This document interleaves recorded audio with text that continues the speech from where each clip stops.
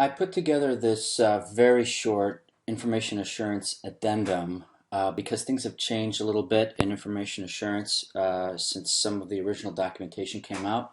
So just wanted to add a few things, plus I got a little bit of input from some people out in the field on what's information assurance like in the trenches, so I wanted to share some of that with you as well. There's a whole bunch of documentation that's been added to the resource in the readings folder here, so I'll encourage you to look at that and I'll try to refer to it the best I can. But here's really what it comes down to. What you're really looking at is this.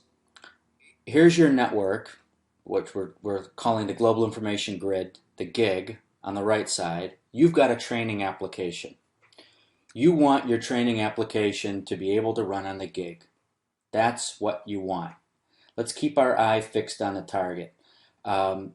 This is extremely important, otherwise we get bogged down in a lot of bureaucratic nonsense that really doesn't pertain to getting that application to run on the GIG. So let's focus on this. You should have seen this slide before in the other presentation. It has to do with DIACAP.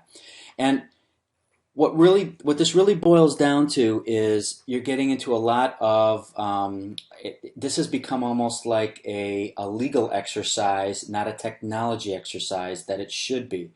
So you recall the DAA has to go about making this accreditation decision. There's a certification decision. The accreditation decisions for authorization to operate. These are all the steps that DIACAP talks about in order to get your application onto the GIG. However, what happened is, as recently as March of 2014, the DoD CIO republished a couple of documents that you have in that folder. One of them is called the Risk Management Framework, or RMF, that talks about how it can streamline some of these processes, because this was the big problem here, is that everything was so bogged down in bureaucracy, nobody could get their application to run on the GIG. So part of this was to speed this up. Now, what happened is this. This picture is actually in that document. They put a separation in so that now everything used to be, DIACAP is sort of like this assess and authorize. It's sort of like the full thing. It's everything. It's going through soup to nuts, all the way from the beginning, all the way to the end, full authorization for this thing that you're trying to get on the network. What about if it's lesser than that? Is there a lesser category? So the new documentation actually allows for a lesser category that talks about just assessing. So there's another document I just posted that has to do with just some definitions, because some of these words and acronyms will be a little bit not familiar to you. Like, for example, a PIT is platform IT. A little bit different from IT because platform means it has a very specific purpose. So if you had, let's say you had in your organization a very specific training network that was not necessarily fully connected to the rest of your network, that could be regarded as a PIT.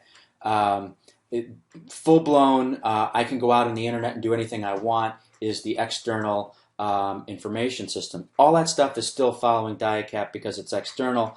This is where what you see on the left with major applications and the enclaves, all that kind of thing.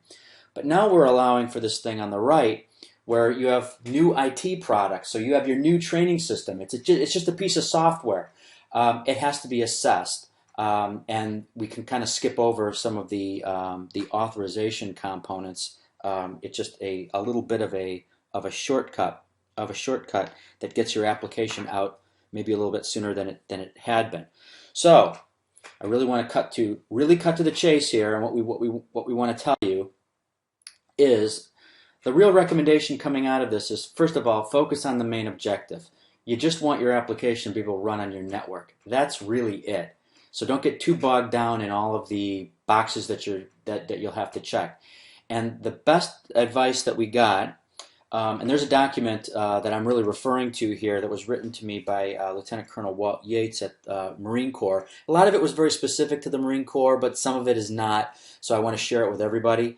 That document is posted as well. Um, what he recommends is you can get so bogged down in trying to enumerate every possible scenario of every possible vulnerability or loophole in your software that might give access to PII or something else that is a violation of IA policy, and you will spend the rest of your life trying to document all these things and what you're going to do about it. His recommendation is look for the worst case. Do your homework, be diligent, and find the worst case scenario. Work on the worst case. Get your worst case to be within acceptable risks as defined by the Risk Management Framework document, which is now DoD policy.